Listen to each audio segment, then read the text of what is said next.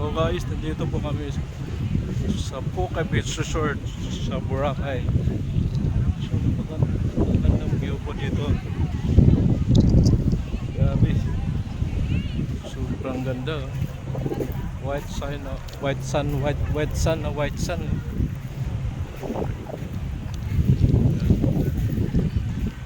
Ganda ng mga bundok. Ito yung kasama sa island hopping. So first island na pinuntahan namin itong Puka Beach Resort ng Boracay. Ayan ang bundok po.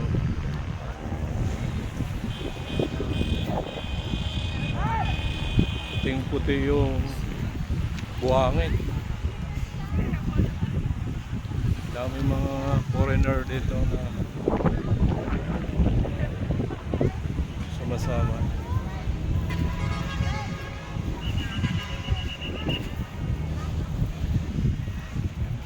Grabe.